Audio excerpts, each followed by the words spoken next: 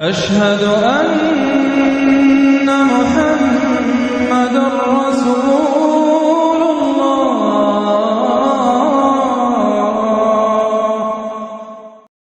الحمد لله وكفى والصلاة والسلام على عباده الذين اصطفى خصوصا على أفضلهم وخاتم النبيين محمد الأمين وعلى آله وصحبه أجمعين. أما بعد فقد قال الله تبارك وتعالى كما ورد في سورة الحديد: أعوذ بالله من الشيطان الرجيم بسم الله الرحمن الرحيم.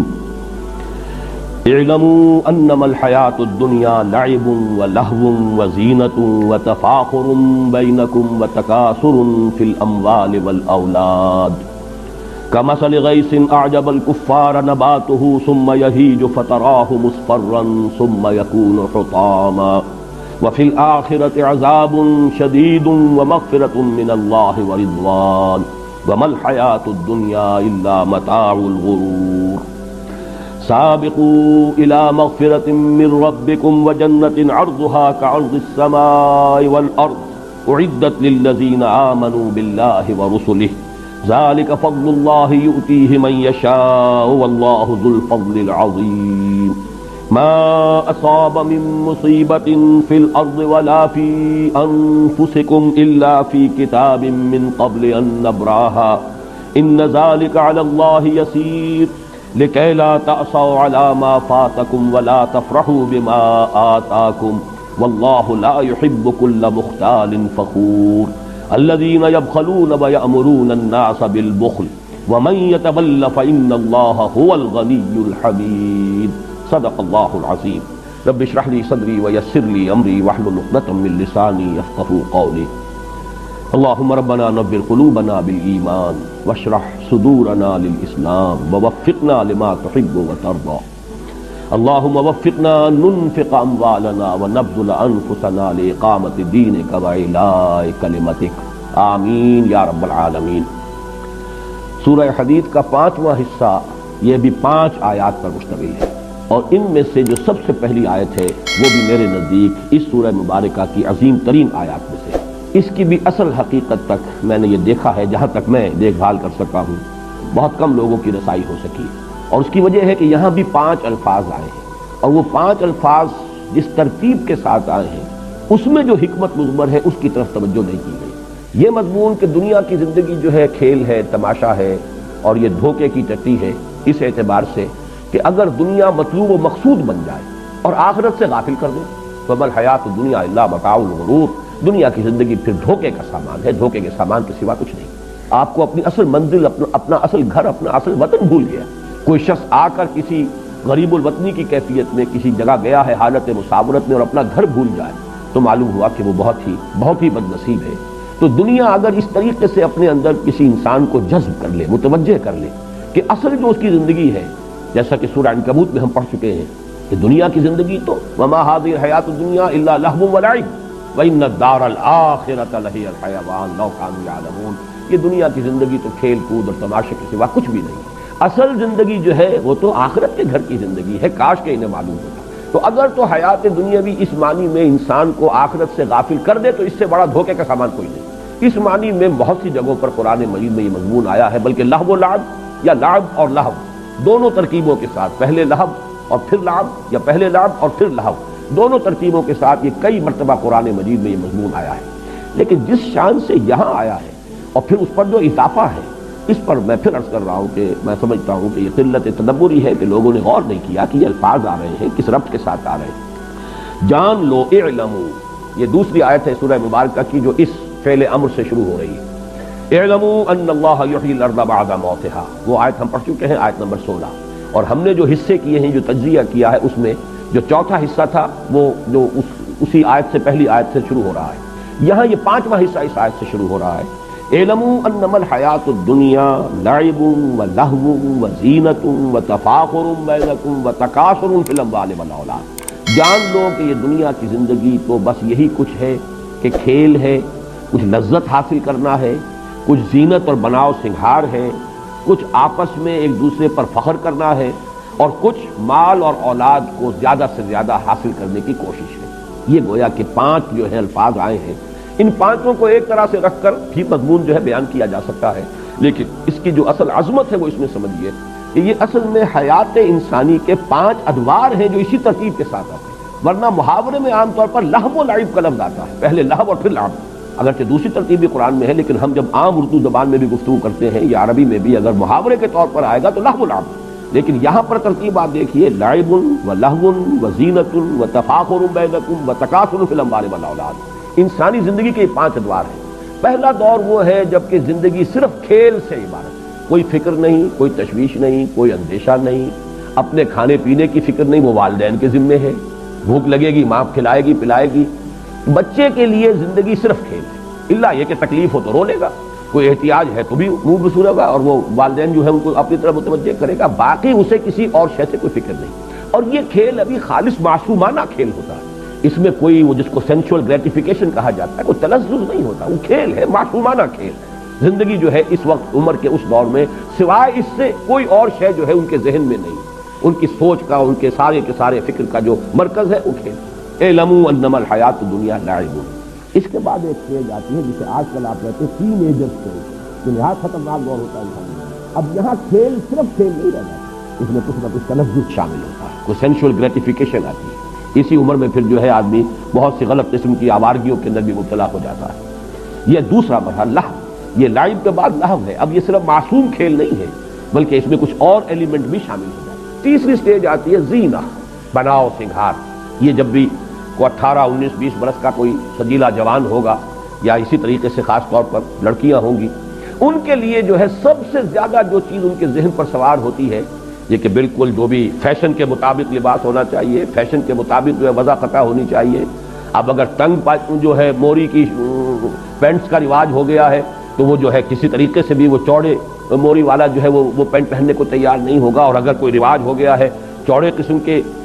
پائچوں والی پتلون کا تو وہ دوسری نہیں پہنے گا۔ اس میں بناؤ سنگھار زینت، یہی گویا کہ ان کی سوچ، ان کے فکر، ان کی ساری جو احساسات ہیں، ان کی ساری نفسیات کے اندر سب سے نمائش ہے یہ ہوتا ہے۔ چوتھا دور آتا ہے وہ تفاخر بینکم۔ اب یہ دور ہے اصل میں کہ جس کو آپ کہیں گے کہ 25 تقریباً عمر سے لے کر اور 35 40 کی عمر تک، اس میں اصل شے ہوتی تفاخر۔ اب یہ ہے کہ انسان جو ہے فخر میں ایک دوسرے میں آگے نکل جائے۔ فخر مختلف چیزوں پر ہوگا، وہ فخر علم پر بھی ہو سکتا ہے، وہ فخر اپنے زہد اور عبادت گزاری پر بھی ہو سکتا ہے، وہ فخر دولت پر ہو سکتا ہے، مال پر ہو سکتا ہے۔ جیسے کہ آپ کو معلوم ہے پٹھانوں کے ہاں یہ بات مشہور ہے کہ اب اگر جو بھی ان کا مد مقابل ہے اس کے گھر پہ اگر کار آ گئی ہے نئے ماڈل کی تو اب پٹھان چاہے اپنی زمین گروی رکھے چاہے کچھ کرے، بہرحال اسی ماڈل کی یا اس سے بھی بہتر کار، اس سے بڑے سائز کی کار جب تک اس کے دروازے پر نہیں آئے گی اسے چین نہیں آئے گی۔ یہ ایک دور ہوتا ہے تفاخر بین، اپنی نسل پر ہے، عصبیت پر ہے، اپنی قبائلی جو برتری ہے اس کا احساس ہو رہا ہے، یہ ہے تفاخر بین۔ 40 برس کے بعد جب عمر ڈھلنی شروع ہوتی ہے تکاثر فی الاموال والاولاد، اب انسان کو کثرت کی فکر ہو جاتی ہے، زیادہ سے زیادہ مال جمع ہو جائے، بلکہ میں یہ الفاظ استعمال کرتا رہا ہوں کہ تفاخر کے دور میں آدمی مونچھ اونچی رکھتا ہے، کچھ بھی ہو جائے مونچھ نیچی نہ ہو، لیکن تکاثر کے دور میں آ کر مونچھ چاہے موڑ دی جائے پیسہ ملے، پیسہ ہے اصل شے، دولت آنی چاہیے، باقی یہ کہ ذرا مونچھ نیچی کر لی یا کچھ اور ہو گیا کوئی فکر نہیں ہے اس میں۔ پھر آپ کہہ سکتے ہیں بڑا ریئلسٹ ہو جاتا ہے آدمی کہ اب یہ کیا ہم ان چیزوں کے اوپر خام خواہ جو ہے اپنی دولت ضائع کریں، پیسہ سنبھالو، دولت سامنے رکھو۔ اور تکاثر فی الاموال والاولاد، ویسے تو یہ کہ آج بھی کثرت اولاد جو ہے خاص طور پر جن کے جوان بیٹے ہو جائیں اس پہ اس کو یقیناً جو ہے بہت ایک تقویت حاصل ہوتی ہے۔ قبائلی زندگی میں تو اصل میں انسان کی ذاتی عزت اور وجاہت تھی ہی اس بنیاد پر۔ آج بھی آپ کی دیہاتی زندگی میں مجھے ایک لطیفہ یاد آتا ہے، میرے کلاس فیلو تھے ڈاکٹر سلیم صاحب تھے جو ایک حادثے میں، بلکہ حادثے میں کیا قتل کر دیے گئے ایک ڈاکے میں، انہوں نے میرے ساتھ MBBS کیا تھا۔ وہ مثال دیا کرتے تھے کہ ایک شخص ان کے گاؤں میں تھا، یہیں فیصل آباد کے قریب کا گاؤں تھا، باجوہ فیملی سے متعلق تھے وہ، کہ اس کے 11 بیٹے تھے، 11 کے 11 اعلیٰ تعلیم یافتہ ہو گئے۔ اب وہ کوئی کہیں پر DC لگا ہوا ہے، کوئی کہیں پر جو ہے اس طریقے سے ہے، گاؤں میں کوئی اس کے پاس نہیں، وہاں پر مقابلہ ہوتا تھا جو بھی وہاں پہ لوگ ہیں، اب اس میں اس بیچارے کے ہاتھ دست و بازو نہیں ہے موجود کہ جو اس کی طرف سے لڑ سکیں، مدافعت کر سکیں، تو کہا کرتا تھا کوئی میرے 11 پڑھے ہوئے لے لے، مجھے ایک ان پڑھ دے دے۔ وہ اس لیے کہ یہاں تو اصل میں جس کی لاٹھی ہے، جس کے پاس طاقت ہے، اس کی عزت ہے، گاؤں میں تو سر اٹھا کر وہ چل سکتا ہے، اور یہ میرے پڑھے لکھے جو ہیں چلے گئے سب کے سب، یہاں میرے لیے تو وہ عزت اور کسی وجاہت کی بنیاد موجود نہیں۔ تو اس حوالے سے جانیے، اور خاص طور پر چونکہ قرآن مجید نازل ہو رہا ہے خاص اس قبائلی جو پس منظر ہے اس میں جو اولین مخاطب لوگ ہیں وہ تو وہی تھے کہ جن کا سارا نظام قبائلی تھا، تو تکاثر فی الاموال والاولاد، یہ میں نے اتنی وضاحت اس لیے کی ہے کہ آج کی دنیا میں تو برتھ کنٹرول اور فیملی پلاننگ کا معاملہ ہے، لیکن یہ ہے کہ جو اصل جو فطرت سے قریب تر معاشرہ جو ہوتا تھا، اور ابھی جو ہوگا آپ دیہات کے اندر جا کر دیکھیں گے تو وہاں تو اصل میں تکاثر فی الاموال والاولاد، یہ دونوں کو دونوں ساتھ جانے والی چیزیں ہیں۔ تو یہ ہے در حقیقت یہ 5 الفاظ کے مابین جو ربط ہے، اور اصل بات جو بتائی جا رہی ہے وہ یہ ہے کہ یہ زندگی تو ان ادوار میں سے ہو کر لامحالہ گزرے گی، بچپن بھی آئے گا، پھر جوانی بھی آئے گی، نوجوانی کا دور آئے گا، پھر بڑی قوت والی زندگی کا دور آئے گا، پھر ادھیڑ عمر کا بھی مرحلے کو انسان آئے گا، اور پھر بڑھاپا بھی آئے گا۔ ان میں سے کسی کو بھی آپ روک نہیں سکتے، یہ تو گویا کہ وقت کی رفتار ہے کہ جس کا روکنا ممکن نہیں ہے۔ البتہ آخرت سے اب تقابل کیا گیا، وفی الآخرۃ عذاب شدید ومغفرۃ من اللہ ورضوان، یہ ہے آخرت کی زندگی جو ہے اس میں ابدی طور پر 2 حصے ہو جائیں گے نوع انسانی کے، یا تو یہ کہ اللہ تعالیٰ کی طرف سے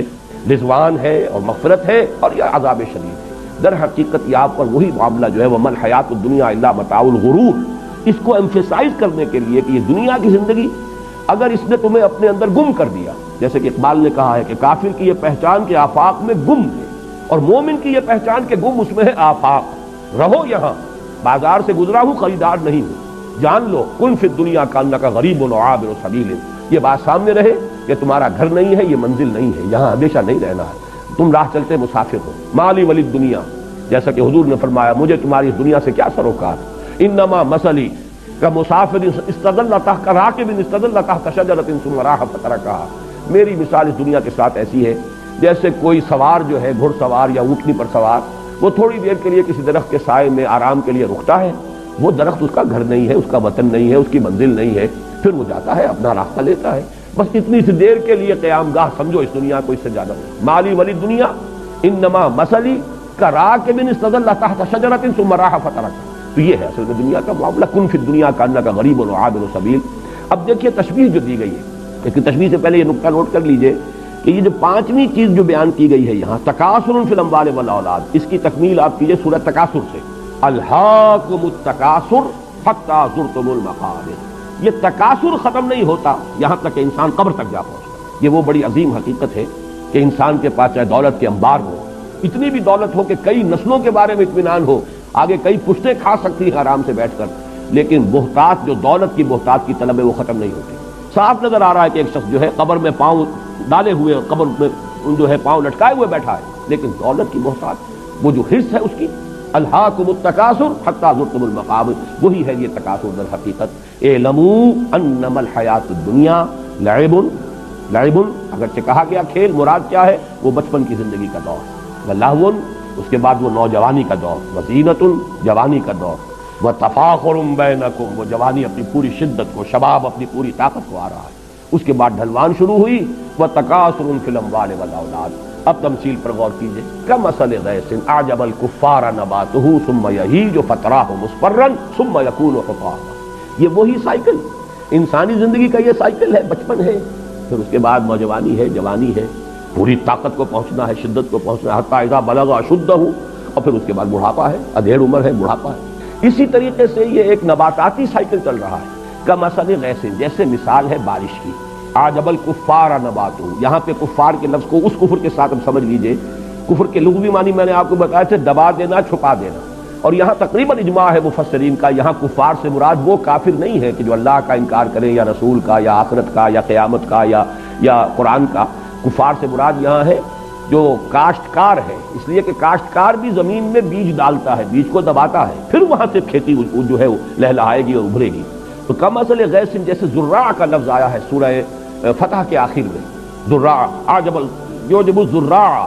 جس کو کہ جب بارش ہوتی ہے اور کھیتی جو ہے اپنی سوئی نکالتی ہے اور وہ چھوٹی چھوٹی سی پتیاں سامنے نمودار ہوتی ہے تو کاشتکار کا دل باغ باغ ہو جاتا ہے، یہاں پر بھی یہ لفظ آیا، تو فرمایا کمثل غیث اعجب الکفار نباتہ، بارش سے جو نباتات کا جو ظہور ہوا اس سے وہ کاشتکار کا دل باغ باغ ہو جاتا ہے، ثم یہیج،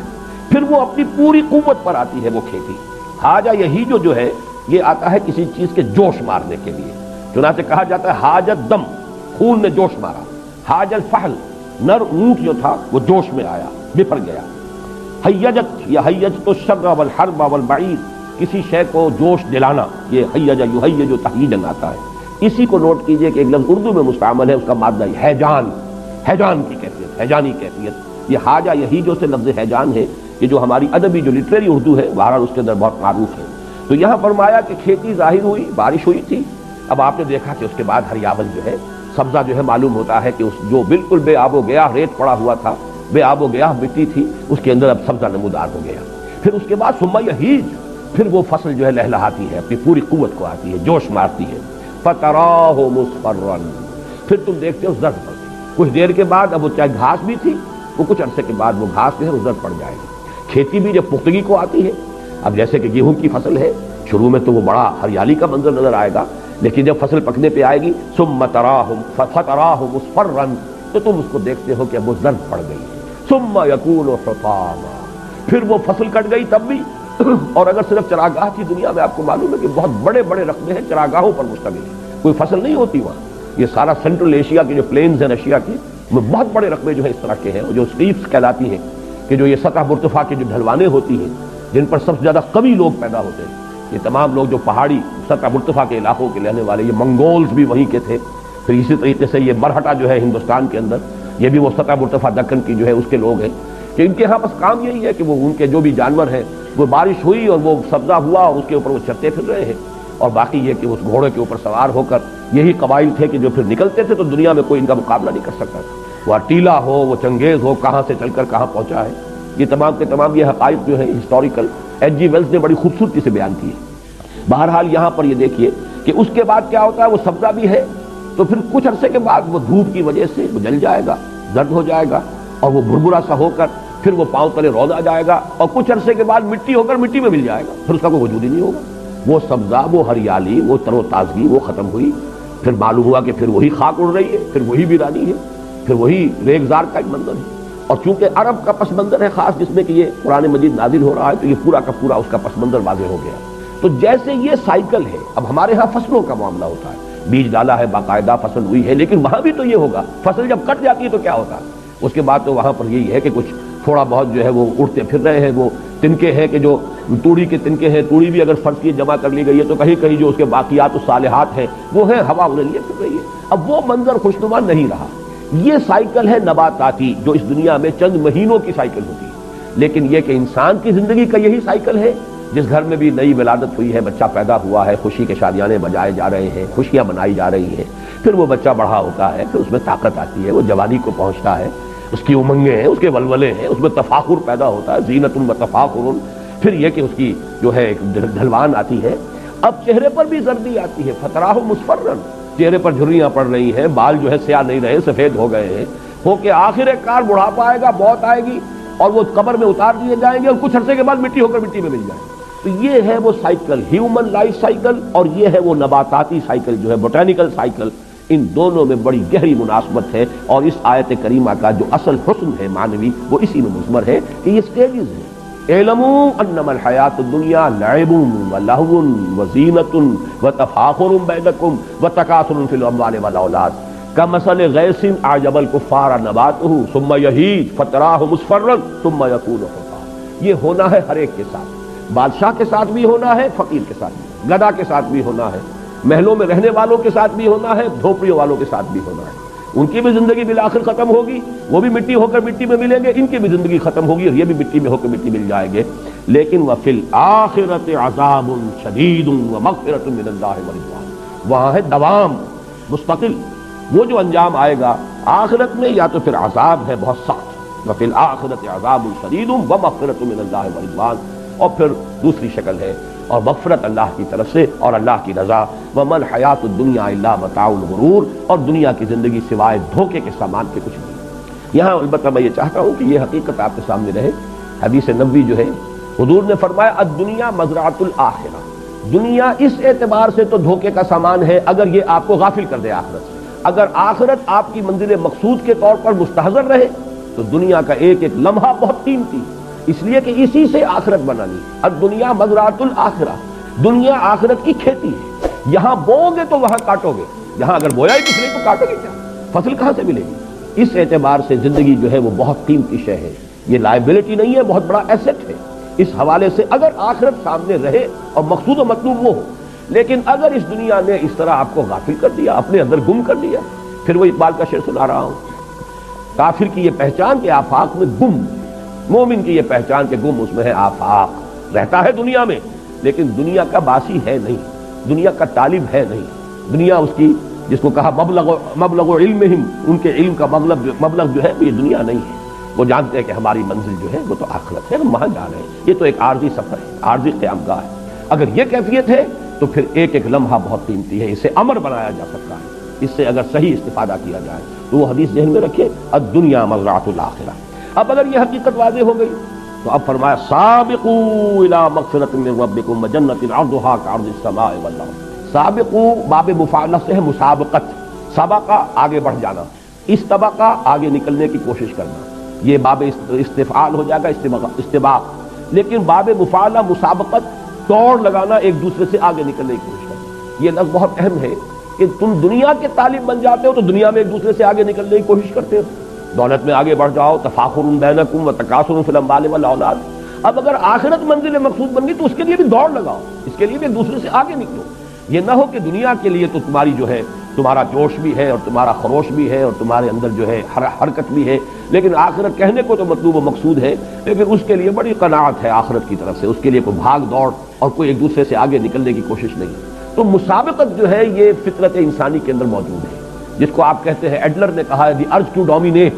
ایک دوسرے کے اوپر غالب آنے کی کوشش، ارج ٹو ڈومینیٹ یہ انسان کے اندر ہے، مسابقت کا جذبہ ہے۔ اب صرف یہ کہ آپ اس کے فیلڈ کو بدل دیجیے، مسابقت مال میں نہ کیجیے، مسابقت خیرات میں کیجیے، یہ سورہ بقرہ میں بھی آیا ہے وَلِكُلٍّ وِجْهَةٌ هُوَ مُوَلِّيهَا فَاسْتَبِقُوا الْخَيْرَاتِ۔ دیکھو ہر ایک نے کوئی نہ کوئی اپنا ہدف مقرر کیا ہوا ہے جس کی طرف وہ پیش قدمی کر رہا ہے، محنت کر رہا ہے۔ تو اے مسلمانوں، تمہارا مسابقت کا معاملہ اور استباق جو ہے تمہارا وہ ہونا چاہیے خیرات، حسنات، نیکیوں کے لیے، بھلائیوں کے لیے، انفاق میں، جہاد فی سبیل اللہ میں آگے سے آگے بڑھ کر سرفروشی کرو، آگے سے آگے بڑھ کر انفاق کرو، ایک دوسرے سے نکلنے کی کوشش کرو۔ تو دین کے معاملے میں یہ مسابقت محمود ہے، یہ ناپسندیدہ شے نہیں ہے، جس کی کہ مثالیں ہمیں صحابہ کرام میں ملتی ہیں کہ حضرت عمر فرماتے ہیں کہ غزوہ تبوک کے موقع پر جب حضور نے کہا ہے کہ بڑا کڑا وقت آ گیا ہے دین کے لیے، اب جو بھی کوئی لا سکتا ہو لے کر آئے، اور ضرورت ہے پیسے کی، مال کی، اس لیے کہ بہرحال اسلحہ فراہم کرنا ہے، سواریوں کا بندوبست کرنا ہے، رسد کا بندوبست کرنا ہے۔ تو حضرت عمر فرماتے ہیں کہ اتفاقاً اس وقت میرے پاس دولت بہت تھی، یہ اتفاقاً غلط سمجھ لیجئے، کیوں تھی؟ اس لیے کہ کاروباری آدمی جو ہوتے یہ سب تاجر تھے، عرب کے سب لوگ مہاجرین سب کے سب تاجر تھے۔ تاجر کو ہاں یہ ہوتا ہے کہ کبھی تو جس کو آپ کہتے ہیں لیکویڈیٹی، کبھی تو وہ اتنی ہوتی ہے، کوئی اتنی رقم موجود ہے، اویلیبل ہے، ورنہ یہ کہ آپ کی رقم انویسٹڈ ہے، آپ چاہتے بھی نکالنا نہیں نکال سکتے، لیکن کسی وقت یہ کہ آپ کے پاس دولت جو ہے کیش کی شکل میں یا اویلیبل مال کی شکل میں موجود ہے۔ تو حضرت عمر فرماتے ہیں کہ اس وقت میرے پاس اتفاق سے دولت بہت تھی، پیسہ بہت تھا، میں نے سوچا اس موقع پر تو میں ابو بکر سے بازی لے ہی جاؤں گا۔ تو دیکھیے یہاں وہ مسابقت کا جذبہ ہے، لیکن مسابقت فی الخیرات، فاستبقوا الخیرات۔ تو میں نے یہ کیا کہ اپنی ساری جو بھی تھی میرے ایسٹس تھے، 2 حصے کیے، ایک حصہ لا کے حضور کے قدموں میں ڈال دیا۔ اب منتظریں دیکھیں آج کیا ہوتا ہے، استباق تو ہو رہا ہے، مسابقت تو ہو رہی ہے۔ حضرت ابو بکر جو لائے ہیں تو پوچھا حضور نے کہ کیا چھوڑا گھر والوں کے لیے؟ عرض کیا کچھ نہیں چھوڑا، جو کچھ تھا لے آئے۔ تو حضرت عمر فرماتے، اب دیکھیے یہاں پر کوانٹٹی کا ایلیمنٹ نہیں آئے گا، جو کچھ تھا لے آئے، چاہے وہ کم ہو، اس کی کوئی ہمیں اس کی تفصیل نہیں معلوم کہ کتنا کچھ لائے تھے اور حضرت عمر کتنا لائے تھے، لیکن وہ جتنا بھی لائے تھے وہ کل کا کل تھا، اور حضرت عمر جتنا بھی لائے تھے وہ نصف تھا، نصف تو نصف رہے گا، کل کے برابر نہیں ہو سکتا۔ تو حضرت عمر فرماتے اس روز میں نے جان لیا کہ ابو بکر سے آگے بڑھنا ممکن نہیں، رضی اللہ تعالی عنہ۔ تو یہ ہے اصل میں فاستبقوا الخیرات، سابقوا، دوڑو، آگے نکلو۔ اور اس کی بڑی پیاری حدیث بھی موجود ہے، حضور نے فرمایا دیکھو دنیا میں اس کو دیکھا کرو جو تم سے پیچھے ہو، اور دین میں اس پر نگاہ رکھو جو تم سے آگے ہو، اس لیے کہ جو آگے ہے دین میں اس کو دیکھو گے تمہارے اندر بھی جذبہ ابھرے گا، یہ اگر اتنی کچھ کر رہا ہے میں بھی کر سکتا ہوں، میری ہی طرح کا انسان ہے۔ اور اگر جو پیچھے ہے دین میں اس کو دیکھو گے تو سمجھو گے میں جو کر رہا ہوں بہت کر رہا ہوں، اس لیے کہ اس نے تو یہ بھی نہیں کیا، میں نے تو یہ کچھ تو کر لیا، تو اس سے آپ کی ترقی رک جائے گی۔ دنیا میں اگر آگے والے کو دیکھیں گے تو آپ میں جذبہ ابھرے گا کہ آپ دنیا کمانے کے لیے اور مزید محنت کریں، پیچھے والے کو دیکھیں گے تو قناعت پیدا ہوگی۔ تو دنیا کے لیے قناعت چاہیے، اب اس کا بھی تو گزارا ہو رہا ہے، اس کے بغیر بھی تو کام چل رہا ہے، آخر وہ بھی اسی دنیا میں رہ رہا ہے، تو کیا ضروری ہے؟ جیسے کہ مرزا عبدالقادر بیدل کا شعر ہے، بڑا پیارا شعر ہے کہ ہرس قانے نیست بے دل ورنہ درکار حیات، آنچے ماں درکار داریم اکثر است درکار نے۔ یہ تو ہماری حرص ہے کہ یہ بھی ہو وہ بھی ہو، یہ بھی ضرورت ہے اس کی بھی ضرورت ہے، ورنہ واقعہ یہ ہے کہ ہم جن چیزوں کو سمجھتے ہیں کہ یہ لازمی ہے زندگی گزارنے کے لیے، ان کی اکثریت ایسی چیزیں ہیں کہ جو اکثرش درکار نیست، وہ حقیقت میں درکار نہیں ہوتی۔ تو دنیا میں اس کو دیکھو جو تم سے پیچھے ہے، تاکہ جو بھی تمہیں حاصل ہے اس پہ قناعت پیدا ہو، شکر ادا کرو اللہ کا، اور دین میں اس کو دیکھو جو تم سے آگے ہے، تاکہ تمہارے اندر بھی آگے بڑھنے کا جذبہ پیدا ہو۔ سابقوا الی مغفرۃ من ربکم وجنۃ عرضها كعرض السماء والارض، اس جنت کے حصول کے لیے دوڑ لگاؤ جس کا پھیلاؤ، جس کی پہنائی آسمان اور زمین جتنی ہے۔ چنانچہ ایک دوسرے مقام پر یہ بھی آیا ہے وسارعوا، لفظ سارعوا وہاں آیا مسارعت، یہ سورہ آل عمران کی آیت نمبر 133 ہے۔ سارعوا الی مغفرۃ من ربکم وجنۃ عرضها السماوات والارض، یہاں جو لفظ عرض آیا ہے ان دونوں آیات میں، وہ ایک تو ہم لفظ عرض استعمال کرتے ہیں طول کے مقابلے میں، طول اور ہے، عرض کم ہوتا ہے، طول زیادہ ہوتا ہے، لیکن عربی زبان میں جو عرض کا لفظ آتا ہے وہ کسی شے کی وسعت کے لیے، مجرد وسعت کو ظاہر کرنے کے لیے۔ قرآن مجید میں کس مقام پر ہے یہ تو میرے ذہن میں نہیں ہے، ذو دعائن عریض، یعنی جب انسان کو کوئی تکلیف آتی ہے تو بڑی لمبی چوڑی دعائیں مانگنی شروع کر دیتا ہے، وہاں پہ کوئی طول کا لفظ علیحدہ نہیں آیا ہے، لمبی چوڑی دعائیں، ذو دعائن عریض، بڑی لمبی لمبی چوڑی چوڑی دعائیں مانگتا ہے انسان، اور جب ہماری طرف سے نعمت مل جاتی ہے تو ہمیں بھول جاتا ہے، یہ یاد ہی نہیں رہتا کہ کبھی وہ ہمیں پکارتا بھی تھا، کبھی ہم سے دعائیں بھی کرتا تھا، احتیاج میں آدمی ہوتا ہے اللہ کو پکارتا ہے۔ تو یہاں عرض سے مراد ہے کہ جنت کا تم تصور کر ہی نہیں سکتے، اور میں نے بالکل شروع میں اس سورہ مبارکہ کے درس کے دن میں عرض کیا تھا کہ چونکہ قرآن مجید سائنس کی اصطلاحات، فلسفے کی اصطلاحات استعمال نہیں کرتا، بس کسی شے کو کل جو ہمارا تصور ہے کائنات کا، آسمان اور زمین، بس یہ الفاظ ہیں، عام انسان جو ہے اس کے حوالے سے، تو اسی لیے جنت کتنی بڑی ہوگی تم کیا تصور کر سکتے ہو، تمہارا تو اپنا ذہن بہت ہی مختصر ہے۔ آج کا انسان بھی ابھی کچھ اسے پتہ نہیں دنیا کتنی لمبی چوڑی ہے، یہ کائنات کہیں کہاں سے شروع ہوتی ہے کہاں ختم ہو رہی ہے، کچھ پتہ نہیں، جتنی ٹیلیسکوپ بڑی ہوتی چلی جا رہی ہے اتنی کائنات بھی پھیلتی چلی جا رہی ہے۔ بہرحال کہیں کسی ٹیلیسکوپ نے آج تک یہ نہیں بتایا کہ اس جگہ پر کائنات ختم ہوتی ہے، وہاں تک ہماری جو ہے رسائی ہو گئی ہے نگاہ کی۔ تو اس اعتبار سے قرآن مجید وہ الفاظ استعمال کرتا ہے جسے عام دیہاتی، جسے عام بدو جو تھا عرب کا وہ بھی سمجھ لے، ارضھا کارض السماء والارض، اس جنت کی وسعت اور اس کی پہنائی تم کیا سمجھو گے، بس یوں سمجھو آسمانوں اور زمین جتنی، یا آسمان اور زمین جتنی۔ لیکن فرمایا اعدت للذین آمنوا باللہ ورسلہ، اعداد کہتے ہیں کسی چیز کو اہتمام کے ساتھ تیار کرنا، یہ جنت فراہم کی گئی ہے، تیار کی گئی ہے، سواری گئی ہے پوری طریقے سے، اس کو بنایا گیا ہے کس کے لیے، للذین آمنوا باللہ ورسلہ، جو ایمان لائے اللہ پر، اس کے رسولوں پر۔ اب یہ نوٹ کر لیجئے کہ اس آیت میں بھی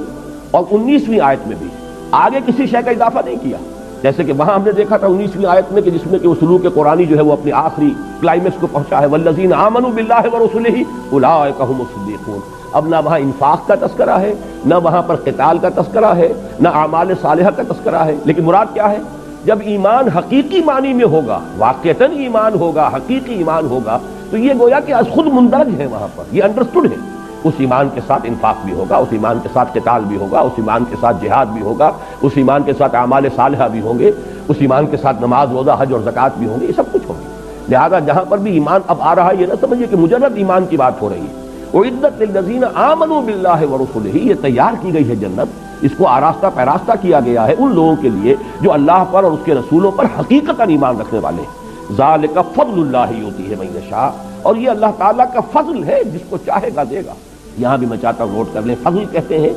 اللہ کی طرف سے بغیر استحقاق کی دی جانے والی ہے۔ اجرت اور اجر یہ ایک ہی لفظ ہے، اجر بدلہ، ثواب، اجرت جو کسی محنت اور مزدوری کا نتیجہ ہے۔ قرآن مجید میں اس کے برعکس لفظ آتا ہے فضل، فضل وہ ہے جو بغیر استحقاق دی جانے۔ تو یہ جان لیجئے کہ قرآن کا بھی تصور یہ ہے کہ جہاں بھی جنت کا تذکرہ آتا ہے فضل ہے اللہ کا، یعنی یہ کہ کوئی انسان مجرد اپنے عمل کے ذریعے سے جنت کا مستحق نہیں بن سکتا جب تک کہ فضل خداوندی اس کی دستگیری نہ کرے۔ چنانچہ یہ حدیث بھی ہے اور متفق علیہ حدیث ہے، صحیح بخاری صحیح مسلم دونوں میں حضرت ابو ہریرہ رضی اللہ تعالی عنہ سے یہ روایت ہے،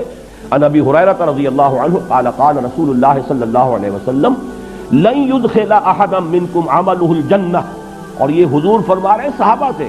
تم میں سے کسی کا عمل اسے جنت میں داخل نہیں کر سکے گا، لن يدخل احدا منکم عمله الجنہ، تم میں سے کسی کا بھی عمل اسے جنت میں داخل نہیں کر سکے گا۔ قالوا ولا انت،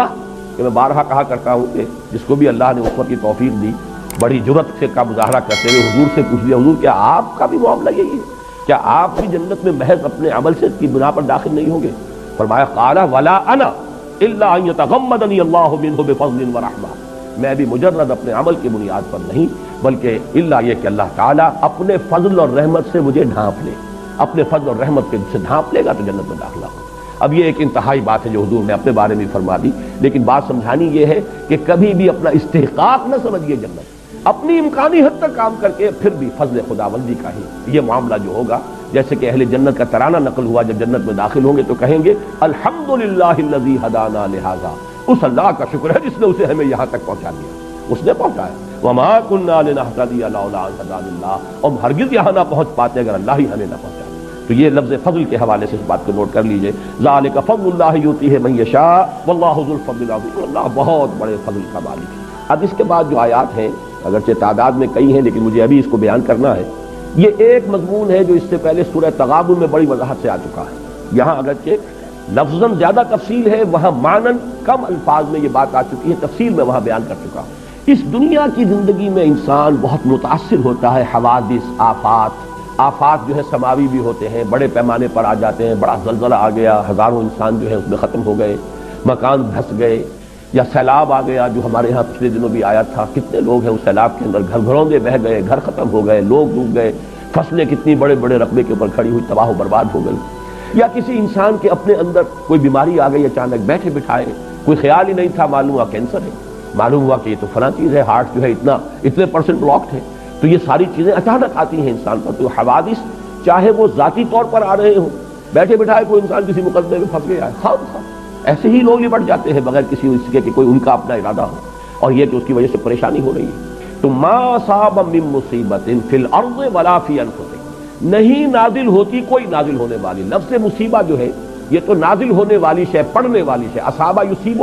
اصابہ یصیبو سے مصیبن، یہ گویا کہ اس میں فاعل ہے، مصیبت مؤنث ہو گیا، پڑھنے والی شے، جو بھی کیفیت مجھ پر یا آپ پر وارد ہوتی ہے، چاہے وہ اچھی ہو، چاہے بری ہو، چاہے تکلیف دہ ہو، چاہے مسرت بخش ہو، جہاں تک لغوی تعلق ہے اس لفظ کا، وہ ساری چیزیں اس میں شامل ہو جائیں گی۔ تمام حوادث، تمام واقعات، جو بھی ہم پر کیفیات وارد ہوتی ہیں وہ سب کی سب اس میں آ جائیں گی۔ لیکن عام طور پر یہ لفظ جو ہے استعمال ہوتا ہے تکلیف دہ چیزوں کے لیے، ناگوار چیزوں کے لیے، ناپسندیدہ چیزوں کے لیے۔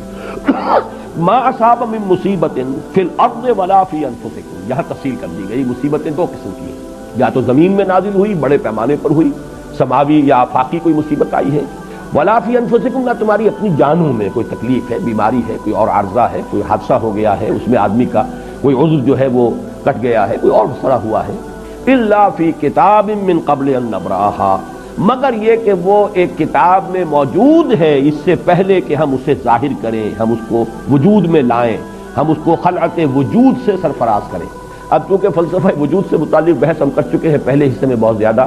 تو یہاں میں چاہتا ہوں کہ ذرا یہ نبرا کے حوالے سے بھی بات سمجھ لیں۔ اللہ تعالیٰ کا ایک اسم گرامی ہے الباری، الخالق الباری المصور، وہ جو گلدستہ قرآن مجید میں 16-17 اسماء جو ایک جگہ آئے ہیں 3 آیات میں، اسی میں یہ الباری بھی آیا ہے۔ تیسری آیت کے اندر پھر یہ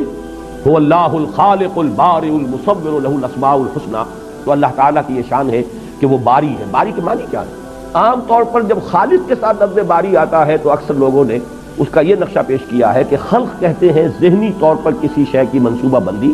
نقشہ بنا دینا، اور پھر یہ کہ باری ہے پھر اس کو پوری طریقے سے ظاہر ایک شکل جو ہے اس کو عطا کر دینا، اور یہ ہوتا ہے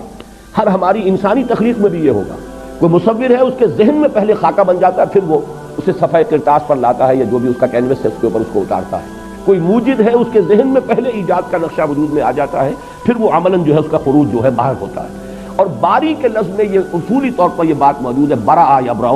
کسی شے سے علیحدہ ہو جانا، میں تم سے بری ہوں،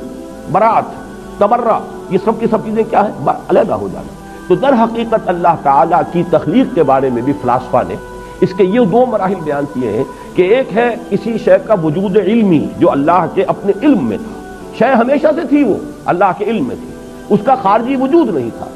اب وہ وجود میں آئی ہے خارجی طور پر، تو یہ ہے برا یبرأ، اور اس کے حوالے سے اللہ تعالیٰ باری ہے۔ جو بھی حوادث اس کائنات میں آنے والے ہیں علم خداوندی میں تو پہلے سے موجود ہے،